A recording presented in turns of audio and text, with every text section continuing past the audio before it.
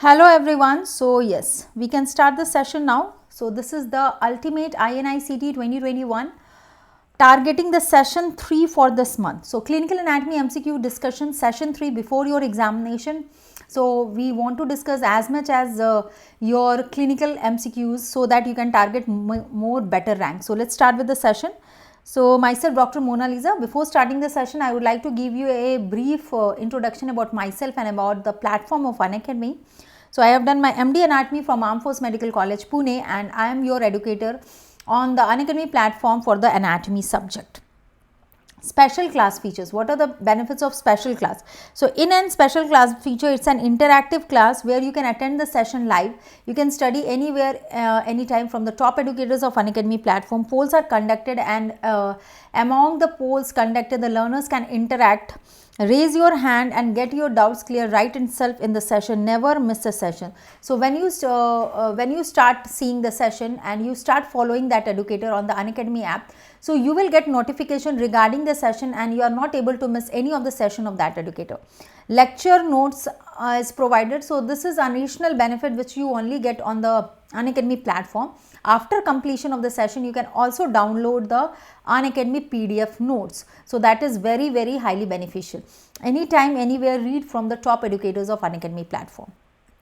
So special. So yes, now coming to the plus subscription. So I would also like to tell you about the plus subscription. What are the benefits? Access both live and recorded version of all 19 subject. So anytime you have missed any of the session, you can also see the recorded version of that session. Learn from top educators of Unacademy platform. Learn in live tests and quizzes and know your weak areas, and you can know how you have to pay more attention to that weak areas. Study on the device of your choice at your own place. Assess more than 25,000 MCQs which is made by the top educators of Unacademy platform. And with 1 year of subscription and more, you are getting printed notes of the Unacademy. So printed notes are also being provided to you. So all these benefits together add up and make plus subscription much more superior than the special subscription. Use the code ANAT10 and get 10% discount. Now I would like to tell benefits of iconic subscription over the plus subscription. When we are talking about iconic subscription, what does this means? When we are talking about iconic subscription, it means that the benefits of Unacademy plus platform is merged with the Prep Ladder platform. You can access two best platforms for the medical preparation entrance examination for NEET PG preparation. So clinical integrated essentials, video lectures from the dream team of Prep Ladder, QBank 3 with active guidance, tags, rapid revision, snapshots and treasure dream notes 2021. All these benefits can be availed by you, and with the iconic subscription you can again use my code ANAT10 and you can get 10% discount. So these are the benefits which can be gained by you. So just go for iconic subscription if your target is next examination, NEET PG or INICT.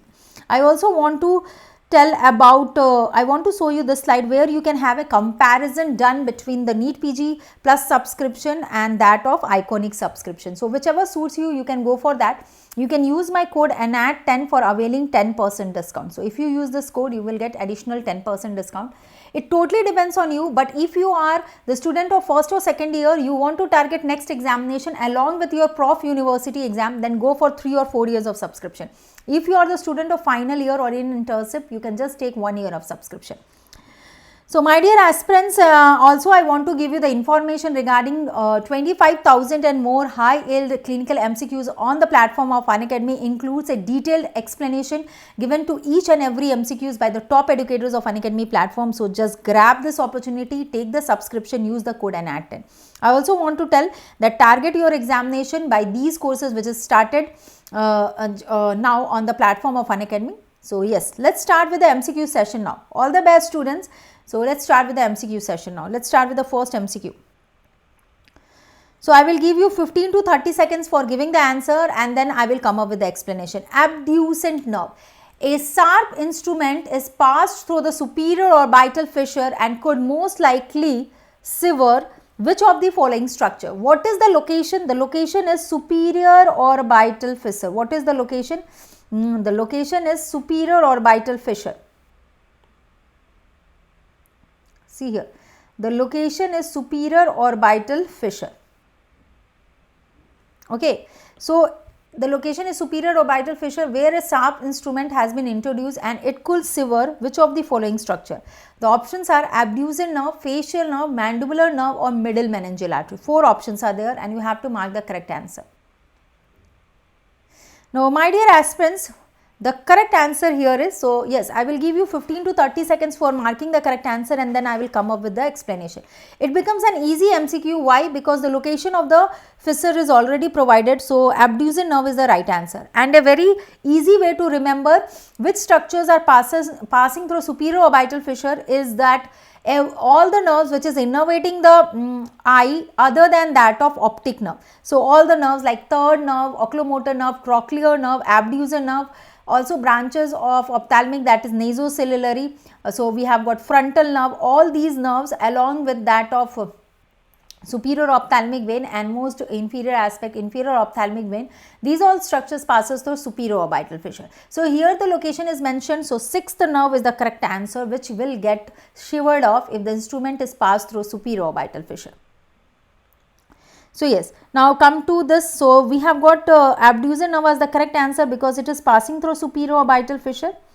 Facial nerve is a wrong option. Why? Because it passes through which opening or which foramen of the cranial cavity? Facial nerve.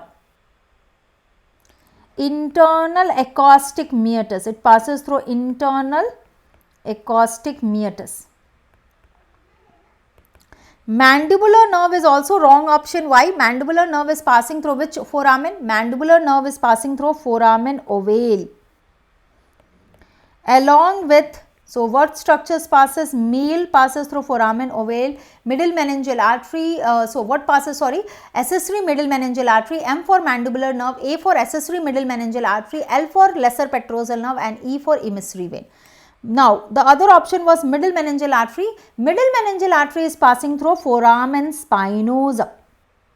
It passes through foramen spinosum. So, clearly we have got A as the correct answer, that is abducens nerve. Now, my dear aspirant, I would also like to show you a diagram for this where you can see two important, so this fissure which you are seeing, which is a retort shape, this fissure which you are seeing is the superior orbital fissure, get continued with the inferior orbital fissure. From inferior orbital fissure, infraorbital nerve, zygomatic nerve and infraophthalmic vein is passing through the middle or intermediate compartment. If I talk about inferior compartment, inferior ophthalmic vein is passing. If I talk about the middle and tendinous ring, the structures passing is nasociliary, abducens nerve, superior and inferior division of oculomotor nerve. So, these 4 structure, nasociliary, abducens, superior, inferior division of oculomotor nerve passes through the middle or the tendinous ring of superior orbital fissure. LFT, L for lacrimal nerve, F for frontal, T for trochlear along with superior ophthalmic vein. These 4 structures are passing through the superior lateralmost part of that of the superior orbital fissure. Also, you can see through optic canal, ophthalmic artery and that of optic nerve is passing. I would also like to show you the location of superior orbital fissure in the orbit. So, see here, this is a bony orbit and here let me slightly enlarge this. You can see the location of superior orbital fissure very nicely. And this is the location of superior orbital fissure and all the nerves, important nerves which is traversing through is marked in yellow color. So, we can see frontal nerve, lacrimal nerve, trochlear nerve. Okay, frontal nerve, lacrimal nerve and trochlear nerve, lacrimal, frontal, trochlear along with superior ophthalmic vein. Through the middle or tendinous ring, 4 nerves, third and cranial nerve, superior inferior division.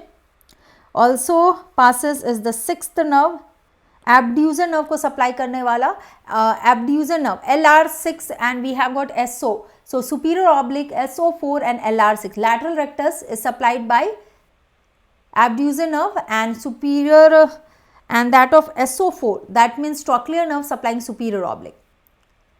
Other than that, inferior orbital fissure is also shown and nasociliary nerve as also seen is traversing through here. Nasociliary nerve through the opening of the tendinous ring. So, yes, got it everyone? Now, let us move on to the next, that is question number 2. innovation for a procedure to remove the fingernail on an index finger. What is the procedure which has to be done? Fingernail removal on which finger? Index finger. The physician could most likely anesthetize a branch of which of the following nerve, whether it is anterior interosseous nerve, median nerve, musculocutaneous nerve or radial nerve. So again you will get 15 to 30 seconds for marking the correct answer. Your time begins now. Which is the correct answer?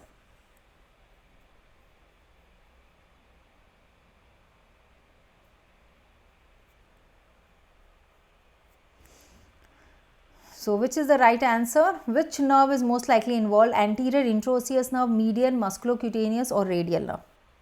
So your time begins now. Mark the correct answer. So actually the correct answer is median nerve. Median nerve is the correct answer. Okay. So median nerve is the correct answer because when you see the dorsum part of the hand, so dorsum part of the hand, lateral aspect is mainly getting innervation from radial nerve, but lateral nail buds is getting innervation from median nerve. I would like to show you a diagram for it. So median nerve is the correct answer.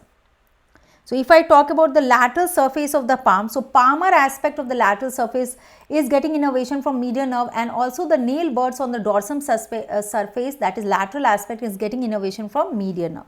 So let me show this diagram. See here, this is a diagram showing cutaneous innervation of the hand, and here you can see the area of innervation on the palmar and that of dorsal aspect. So dorsal cutaneous branch of ulnar nerve, when we are talking about dorsal cutaneous branch, see here, when we are talking about dorsal cutaneous branch of ulnar nerve, it is giving innervation to the dorsum medial aspect. If you will see the nail buds, as you can see, it is the area supplied by median nerve. So these nail buds are getting innervation from median nerve. Palmar aspect, the whole of the lateral aspect of the palm is getting innervation from median nerve. Medial aspect is getting innervation from ulnar nerve. So palmar cutaneous branch of ulnar nerve and median nerve is supplying mainly the palmar aspect of the hand, both palmar branch of ulnar and median nerve. Ulnar nerve is giving innervation as shown in the blue color, the medial area and the medial 1.5 of the fingers, 3.5 lateral fingers and lateral part of the palm by the median nerve. And if we see the radial nerve, it is giving dorsum innervation to that of the hand, but not the nail buds, and also small area on the palmar aspect as shown in the diagram, that is by superficial branch of radial nerve. So this diagram is clearly showing you that the nail buds index finger is getting innervation from median nerve. So this is the reason median nerve is the correct answer.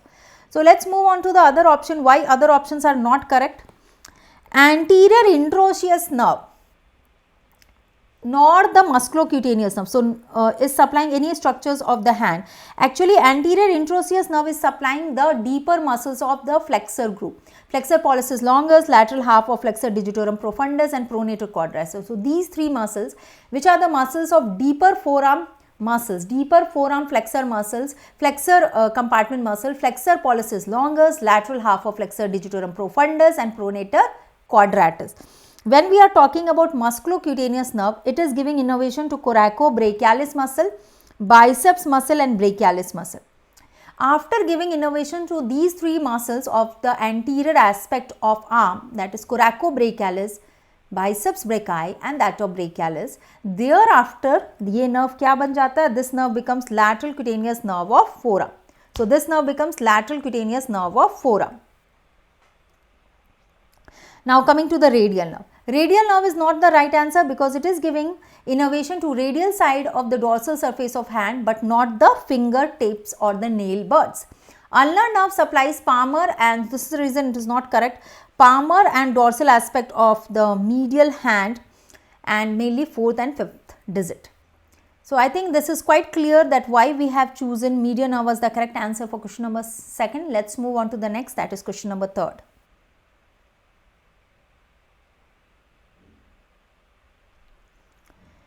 So in a post-polio case, iliotibial tract contracture is likely to result in. So it's a post-polio case, iliotibial tract contracture has happened and it will result in which of the following abnormality? Extension at the hip and knee, extension at the hip, flexion at the hip and knee, and extension at the knee. So according to you, which is the best answer? Your time begins now. Mark the correct answer.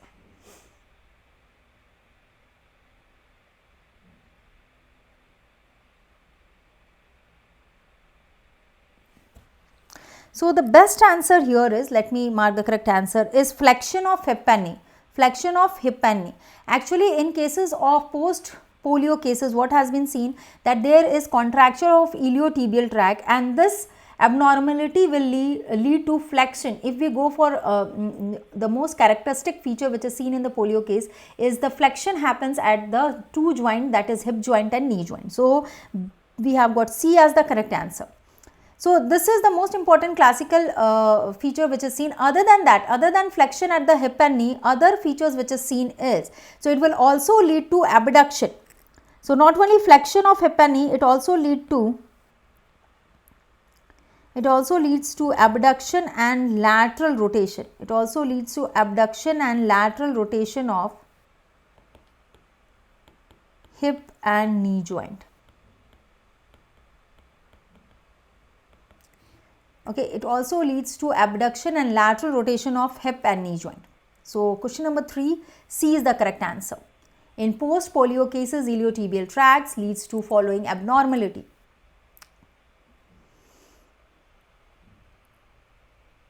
Now I also want to tell you about iliotibial attachment. So yes, so all of you please note down, as the question is about iliotibial band. So write down iliotibial band attachment. So I would like to tell you the attachment superiorly and distally. When I am talking about superior attachment, it is attached with the tensor fascia lata. Tensor fascia lata. It also merge with gluteus medius and that of gluteus maximus. Got it? Now distally, when we are talking about distal attachment, distally it is attached to lateral patellar retinaculum and that of lateral tibial plateau, also to lateral tibial plateau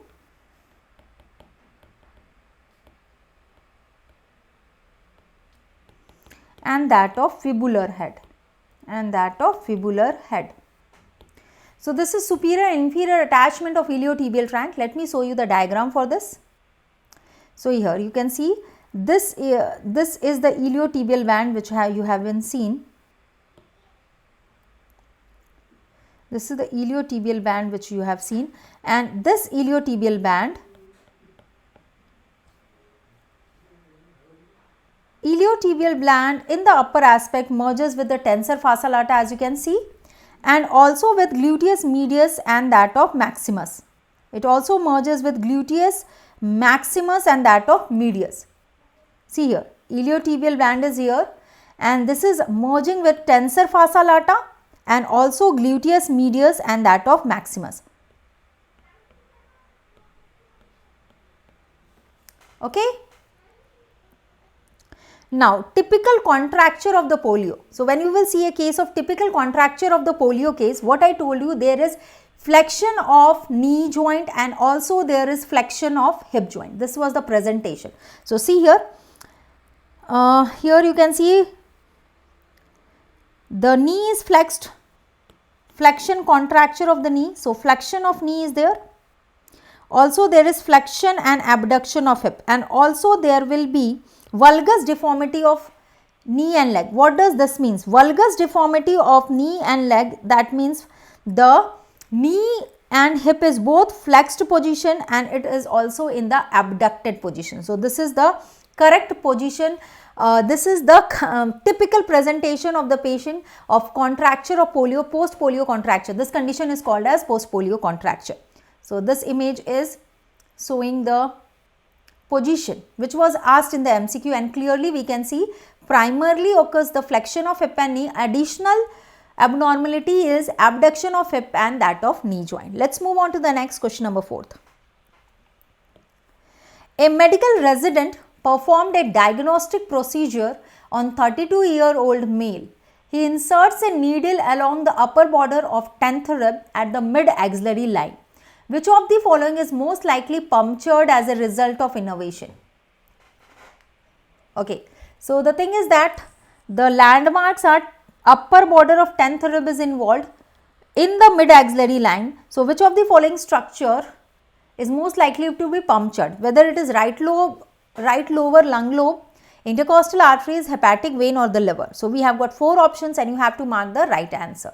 The procedure which is performed is needle is inserted along the upper border. So that is giving you the hint that which procedure is performed.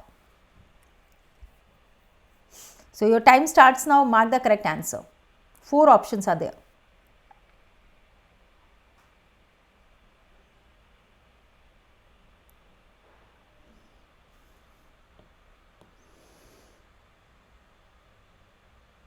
The correct answer is liver. So inserts a needle along the upper border of 10th rib. That means the procedure which is performed is thoracocentesis. Okay, this is the procedure which is performed, and to necessarily know the location of lung and pleura, so it is important that you should have an idea of lung and pleura for marking this as a correct answer. So if I will give you an idea of lung and pleura, it totally becomes very easy to mark the correct answer, and we will see that I know that side is not given, whether it is right on the left hand side, but the correct answer will be liver. That means it can be both the way, so we will go with liver as the correct answer. Okay. Now when we are talking about pleura and the lung, so pleura and the lung, so first thing is that we have to know the parietal pleura. What is visceral pleura? What is parietal pleura? Visceral pleura is lying adherent to the surface of the lung, and parietal pleura is lining inner surface of the chest wall, and also the inner also the diaphragm, and so we and when you will see that diaphragm, so it is bounded to diaphragm, it is bounded to the inner aspect of chest wall. So it is important to know the diaphragm is bounded to the inferior aspect of thoracic cavity where the parietal pleura is attached. So you have to know the attachment of parietal pleura. So let me give you a correct location. So write down lower border of, so one side write down lower border of pleura and the bony landmarks: mid-clavicular line, mid-axillary line,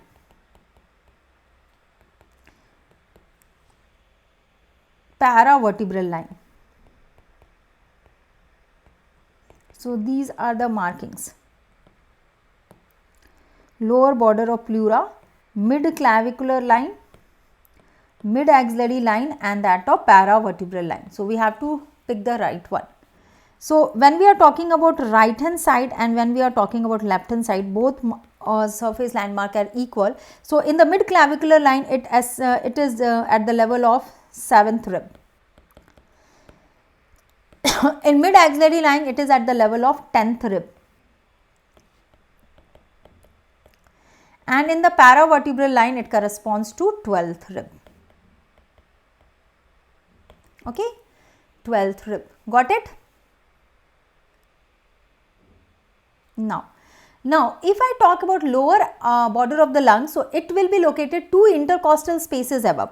So lower border of lung, when we are talking about lower border of lung,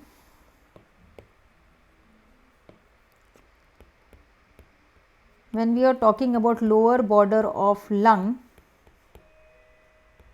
the lower border of the lung, when we are talking about the lower border of the lung, its location will be 2 intercostal spaces. Its location will be 2 intercostal spaces above the respective level of the pleural border.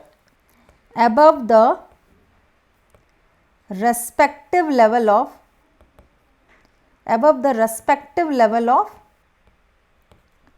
pleural border. Got it? So lower border of the lung means whenever we are knowing the marking surface markings for the pleura, the lung is just having 2, its marking will be 2 spaces above, 2 intercostal spaces above. Got it? So the lower border of the lung is 2 spaces above. What does that mean? So write down that landmark also. That signifies 5th to 7th rib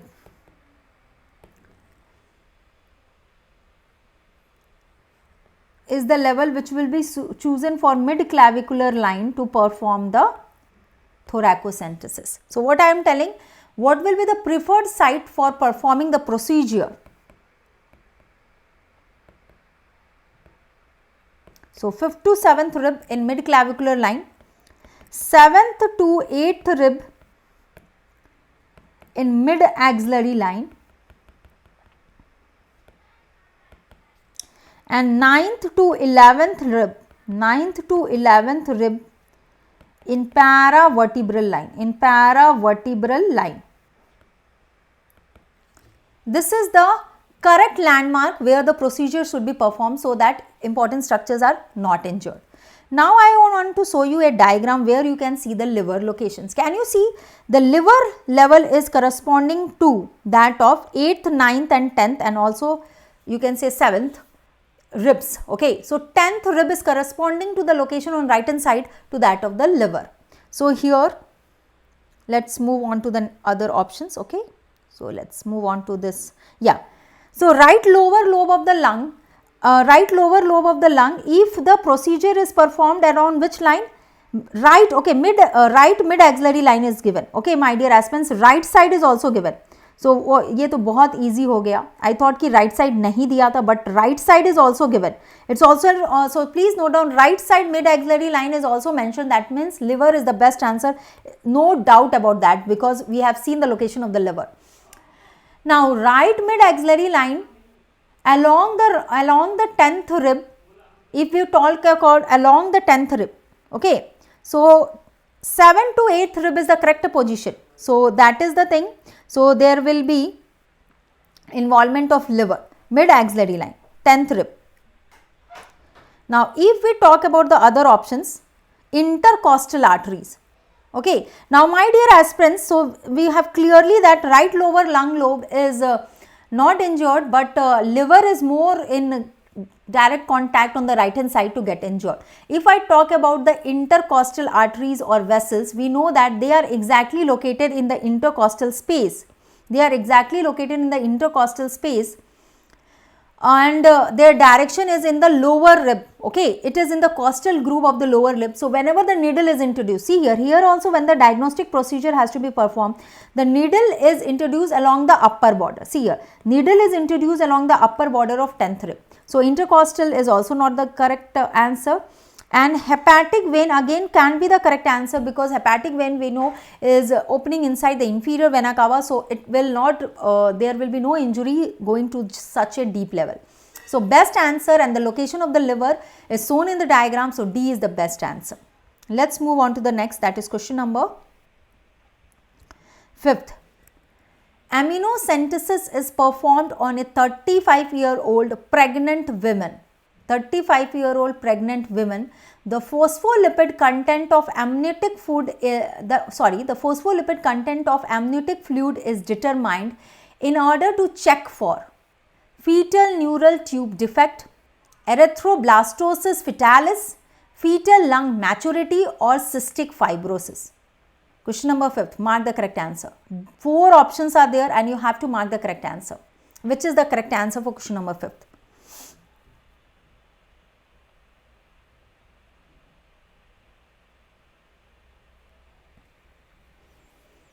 Question number 5th, mark the correct answer. Which is the case? What is the case? Your time starts now, you have to identify the case. So you will get 30 seconds for marking the correct answer, and the correct answer is fetal lung maturity. Phospholipid content. What is being examined? Phospholipid content is being examined. Phospholipid content is being examined. And this is containing phosphatidylcholine. What it contains? It contains phosphatidylcholine. Okay, so this is the content. Okay, this is actually the major component. This phospholipid or the phosphatidylcholine, that is dipalmitol. It is dipalmitoyl